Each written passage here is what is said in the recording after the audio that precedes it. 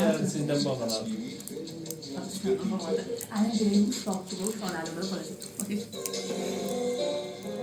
Oh maşallah. Oh maşallah. Hey, ben pencereleri açık koyamadım. Vermezdim Esma.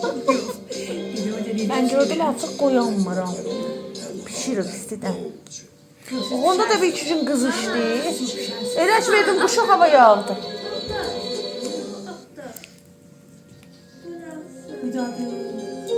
Pardon, bir daha düştü.